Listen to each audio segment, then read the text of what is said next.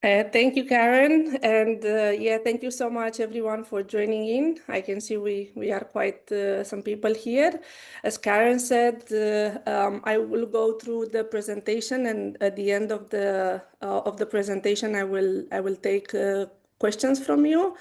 I really hope you get a lot of insights from me today. I put a lot of work into this presentation just to make it more authentic. And yeah, we will talk today about how we go from confusion to clarity by building a brand that actually feels like you. And I'm going to go. Okay. So, on today's agenda, we will talk about the why. So, what we will talk about what is the case for authenticity. And then on the second part, we will talk about how we can get to this authentic branding that I'm telling you about. And on the third part, we will talk about steps. Yeah, what is next? A little bit about me. As Karen, I'm the managing director of Cilantro Design. We are a small digital marketing agencies that help brands to show up online with clarity, beauty, and purpose. And we specialize in website design, branding, content, social media, marketing automation strategy, and consulting. I want to give you a little bit of introduction on what is branding. So we all know we recognize logos or looks, no? But branding is more than that. It's more than a logo or a look. It's actually the way people experience and connect with your business, showing who you are, what you stand for, and why you matter. Why this matters? Because, as I said, branding is just not just a logo. It's actually your story, your values, your voice, and your customer experience. Um, because people buy from people they trust, yeah, and a clear, authentic brand builds that trust faster for your customers, and also it's your way to stand out in a crowded market. So here, your uniqueness is your competitive edge. As Jeff Bezos says, your brand is what people say about you when you are not in the room. So we will start with part one, the why. So we figure out we have a problem, which is called the imposter brand. So what is this imposter brand? It's a facade. It's a carefully constructed identity based on external expectations, on competitor mimicry, and perceived shoulds rather than what is your truth internal. So is the professional equivalent of wearing a suit that it's actually 3 sizes too big or too small. It might look formal to you, but it's uncomfortable. It's restrictive, and anyone can tell it doesn't quite fit. How can we spot this imposter brand? So sometimes it shows up like a chameleon. Your tone and your visuals change with every platform, so you don't have a consistent thread. It's like the buzzword player. Your message is full of jargon but says nothing real. It's the clone, so you blend in by copying what others do instead of standing out. It's also the exhausted creator that makes content feel like a performance, which is draining and not inspiring. And also is a mismatch. Because people that might met you may say, you are so different than what I expected. And why is pretending hurting your brand? Because it's actually exhausting to keep a facade, because always on, it's always performing, and that's a shortcut to burnout. Because it also attracts the wrong people, and A generic brand pulls in price-sensitive transactional clients while your real audience scrolls past. It also kills creativity because when you filter every idea through, is this on brand? For a brand that isn't you, your best ideas will never see the light because it's fragile and the trends fades, competitors evolve, and only authenticity stays strong. And also because it's unconvincing. People spot inauthenticity instantly. And real connections and trust only come when your brand actually feels like you. And what is the solution to this? The authenticity is as your superpower. It's not about being quirky or oversharing. It's a disciplined practice of aligning your external brand with your internal core. So it's a strategic choice to leverage what is uniquely, unchangeably you as your primary competitive advantage. It's not about being different for different sakes. It's about being true, which automatically makes you already different. And to move forward, why authenticity is a superpower? Because first of all, it has a magnetic filter. If you have an authentic brand, you will attract people and repels poor fit. So you have more joy and less wasted energy. It's like actually turning into your own frequency. Um, it's also nobody can copy from you. Others can copy your offers, but not your story or perspective. This is where your true advantage comes in because anyone can buy the same beans, but not your coffee vibe. And also, it's a trust accelerator because showing the real you builds trust fast and connect people before they even inquire. And it's the well of ideas. When your brand reflects you, creativity flows naturally. Is no burnout, just energy and ease.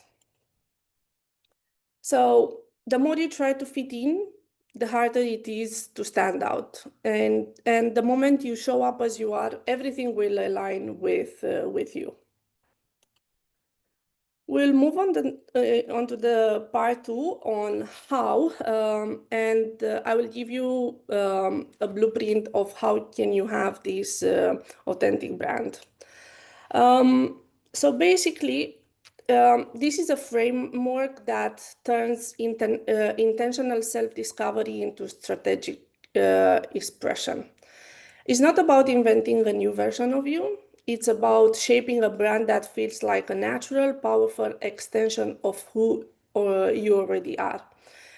As I mentioned here, think of it like building a home. So we have four pillars. Number one is the core, which is the foundation and the floor plan. Number two is your voice. That's the home personality, which can be warm and inviting or clean and modern. Number three is your visuals, which are the colors, textures, and the decor. And number four is value, what it feels like to live there. And that is the comfort, ease, and meaning it brings. And we will start with pillar one. Discover your core, the foundation of building an authentic brand. This is the non-negotiable internal work. Yeah, without it, all the other pillars will be unstable. So this is your why. This is your purpose. What it is. It's your driving force beyond profit. It is actually the change you want to create in your customer's life or the world. Is the why behind the what. And here I give you an example of a digital marketing agency, and we prompt to find the purpose by asking why 5 times.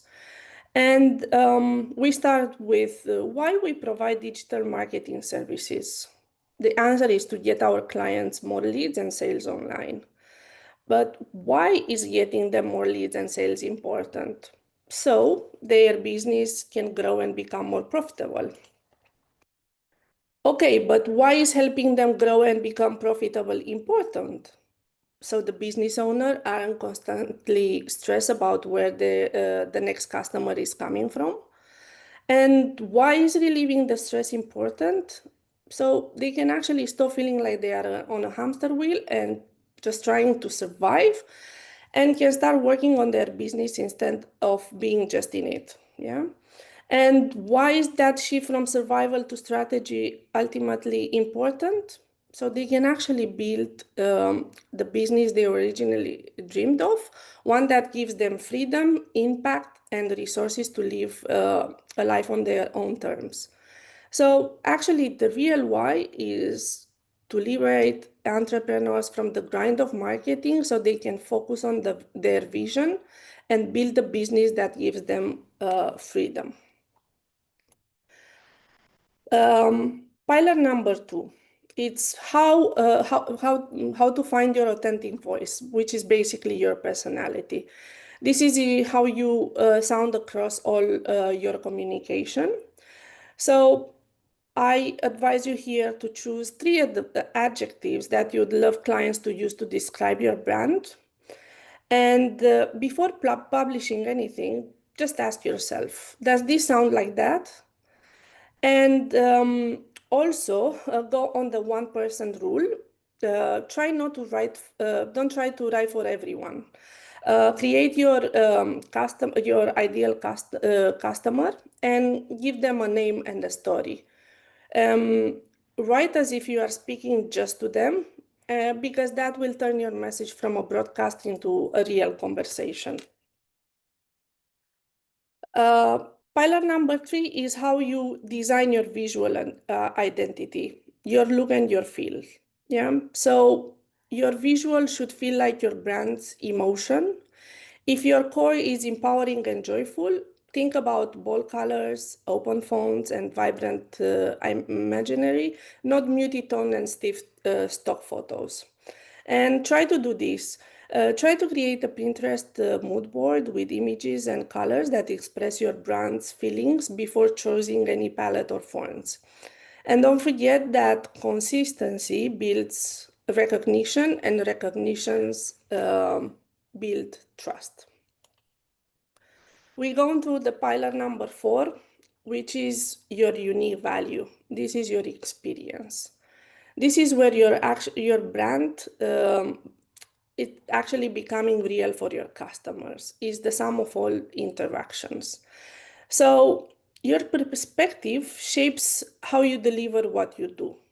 So, for example, two coaches might sell the same program, but one is built on structure and it feels completely different from one built on creativity. So the experience is the brand. Every touch point, every email, onboarding, and packaging should reflect your core and voice. So here I ask you, what is that makes you, how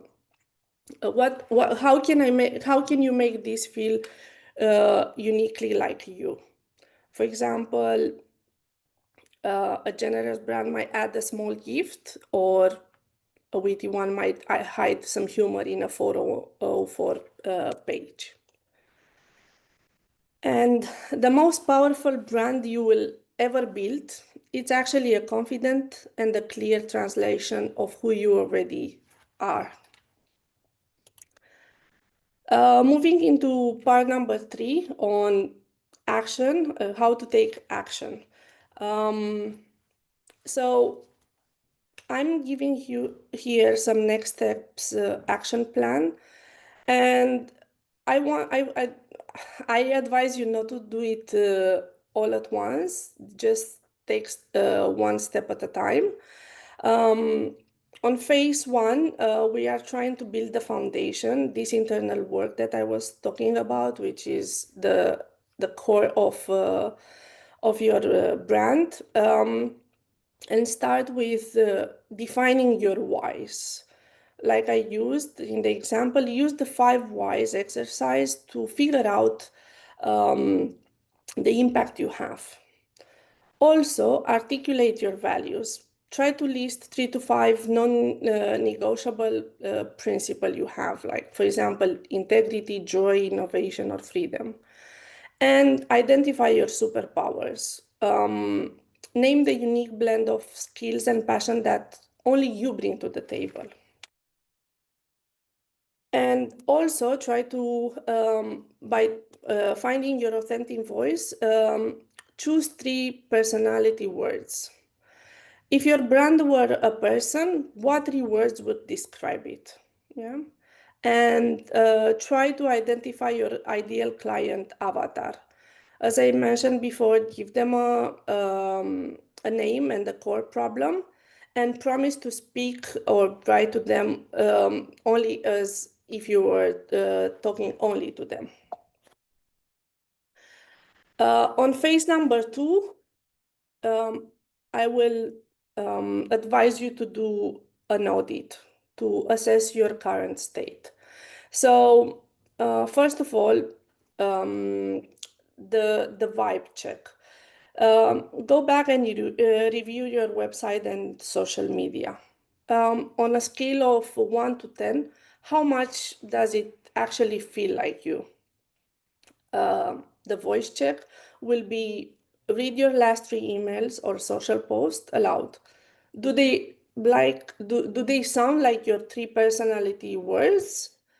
And the reality check will be to ask a trusted person, like ask them in 3 words how they would describe your brand's vibe, and compare their answer to your own to figure it out. On phase 3, we will go with the alignment, with taking action. So as I mentioned before, align your visual by creating a feel mood board. Collect images, colors, and fonts that evoke the emotion of your core. Also, choose a color palette and fonts. Select 1 or 2 primary colors and 1 to fonts that reflect your personality. Then we go on aligning your messaging. Try to rewrite your bio or your about page by infusing it with your why, your values, and your authentic voice. And then go on to auditing one of your social media profile by updating the bio and highlight the 3 most recent posts that best reflect your true voice. And then you align your value delivery. Map 1 client touch point.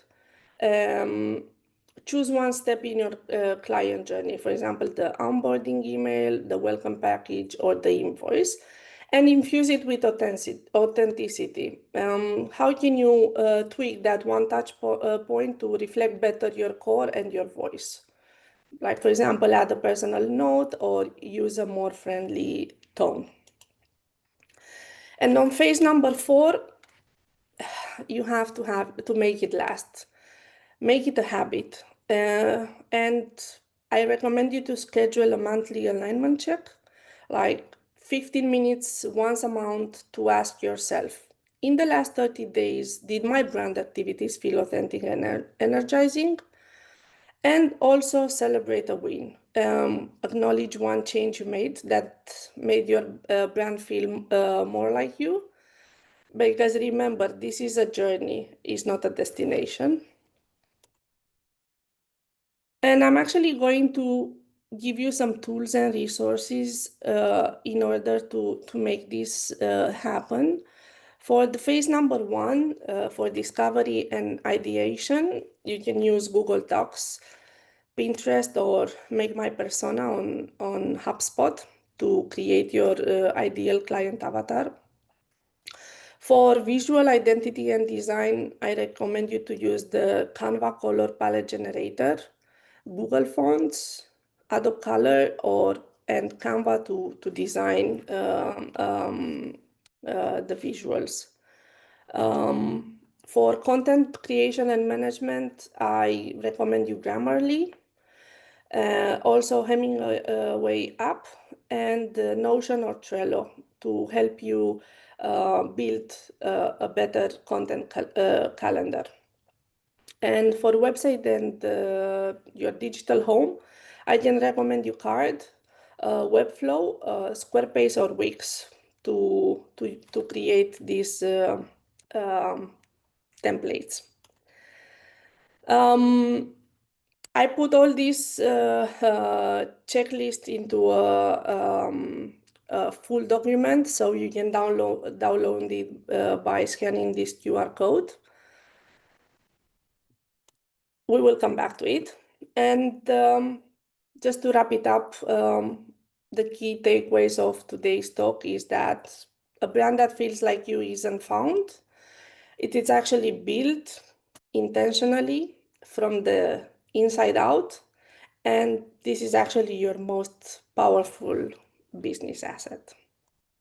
Thank you for being here today with me. And